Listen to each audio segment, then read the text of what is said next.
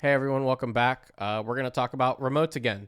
So, in my update video for the Unfolded Circle Remote 3, I did say that I was going to kind of do like not necessarily like a sheet out, but a quick overview on all four of the remotes that I've been evaluating on the channel and kind of give you my quick thoughts on each of them, kind of how they compare to each other, what I think would make sense for your system. I'll kind of give out a few scenarios for each remote that I think would work out.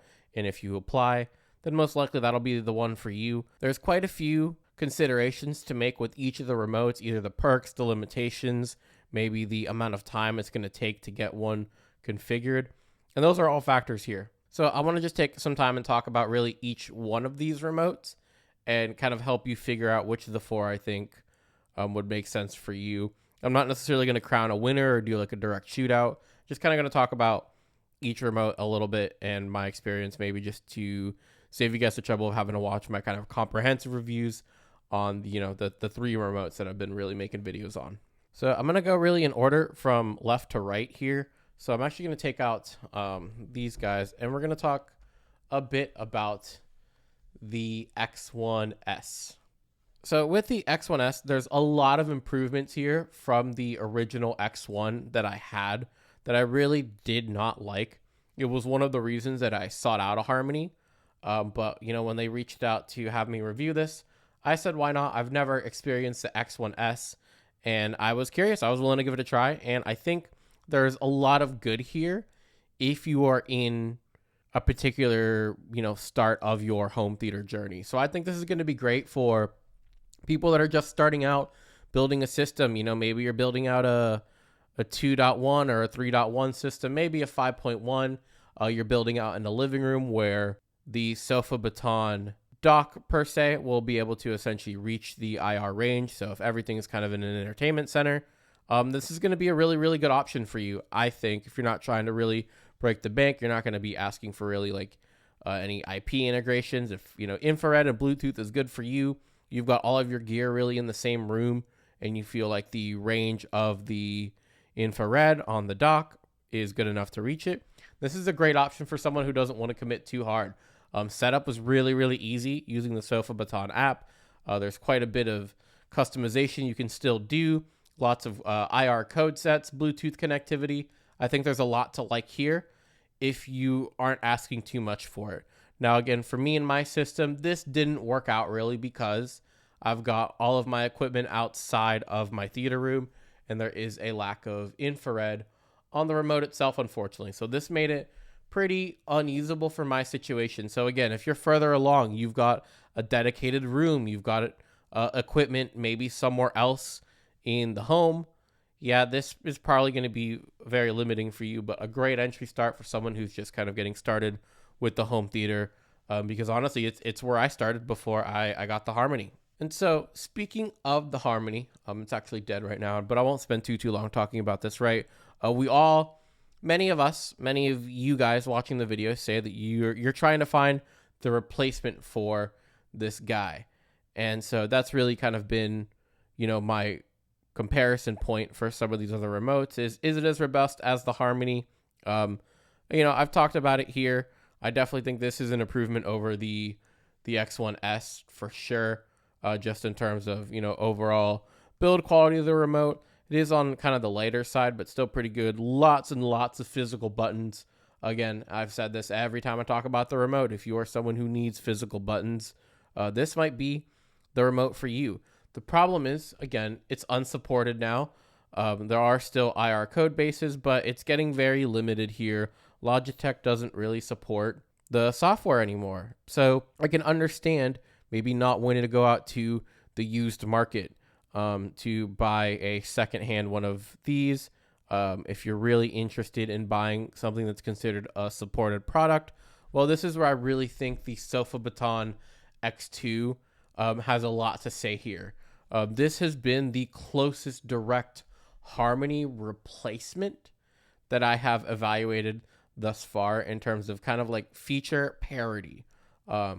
First of all, I think the build quality on this is actually quite a bit better than the Harmony. The Harmony is kind of a little plastic, but this is nice, solid metal, kind of with, a texturedized rubber grip here, which is pretty nice. But this is a good remote. It was by far one of the easiest setups I've ever had. I've got really all of my activities here set up really easily. Only thing that I did notice is that it was a little laggy on the response, but really not too big of a deal. There's things here that can be fixed in software because, again, this is now in a supported product. Sofa Baton is pushing out software updates, and I even got a few of those during my evaluation period that fixed issues that I was experiencing while I was using it in my theater. So again, Sofa Baton committed to keeping this up to date and improving it. This one does have an IR blaster here. And again, they also make a whole separate IR, transmitter as well. So you really have tons and tons of options. This is really kind of the first Sofa Baton product that I think is really going to be good for enthusiasts that want something simple. Again, you're not willing to go the dealer only route of, Control 4 or even something like Ava Remote. You still want to be able to customize it, buy a new AVR without having to send a truck out to configure it. I think this is going to be the remote for a lot of people. I'm really excited for others in the community to really try it out, see it, because I think they're really onto something here. With a few more software updates, this can really be the Harmony replacement that it is. I think it's very, very close to being, if not being there for many of us. I mean, I've got it doing exactly what my Harmony did as well. So all with that, with kind of even a snappier UI as well. It's just the issuing commands part. But anything really that's an issue with this, they'll fix it in software because they are committed to supporting it. All right, and of course, the last remote that we are bringing in is, of course, the unfolded circle. I think this remote itself, this device here, is responsible for so many views on the channel. What more can I really say about it? For me, it is the Harmony replacement. It is the device that I use to control my theater. I love it. It's awesome. It has become so much more stable. I'm having so much fun going and, kind of customizing, a lot of how my activities behave and the icons as well. And again, I've even got sets up for lighting as well. I've been having a great time configuring this. It's only become more and more stable. I'm really excited to probably this year start really getting into Home Assistant as well and really unlock more functionality out of this remote that's already essentially doing everything I need it to do. It makes going inside my theater and, using it really a joy because it's just the main way that I interact with it. I don't really want to control my theater with my phone. I like having a remote. I go into my theater to get away, to turn off the screens. And so it's still kind of cool to have a screen that shows me, volume information as well, which there's going to be more releases that maybe will allow us to view that in decibels as well. I think for the person who is willing to invest the time in configuration, this is going to be your best option. It is the most expensive option of all of the remotes that I've talked about on this channel so far.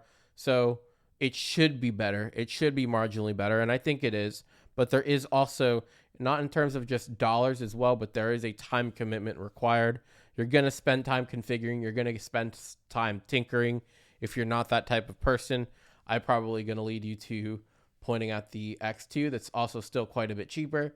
But for someone who wants something that feels really premium and futuristic with its IP connections and, you really like the community aspect of integrations, maybe you're a developer yourself, this will be the guy for you. But ultimately, I don't think you can go wrong as long as you have certain criteria that fits what you need for these remotes. You can't really go wrong as long as you take the considerations that I mentioned into play here. But ultimately, that was it. I just kind of wanted to make a quick little shootout video, just talk about each of the remotes in kind of a quick high-level overview. Obviously, for me, the unfolded is what's going to stay driving my theater probably for a very, very long time. We'll see if they ever get to a point where they release a Remote 4. I'll probably grab that too. But for now, really enjoying my time with the Remote 3. They got quite a bit of work to do on the software side, I'm sure, before they want to dish out new hardware. But they're doing a great job at delivering these remotes. Again, some of you have told me that you have issues with the remote. And I understand that, with a device like this, there's so much variance in people's configurations that it might not be the solution for everyone. But again, my goal is to give you as much information about my experience. Plenty of other people are getting the remote in hands too. So what I recommend is just watch as much content.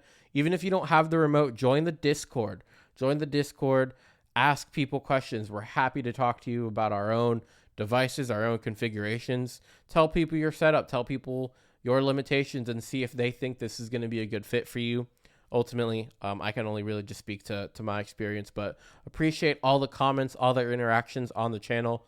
Definitely got some really cool stuff coming up later on, and so we're gonna keep it going. I'm really trying to commit to weekly uploads in 2026. So appreciate the support, guys. I will catch you guys in the next one.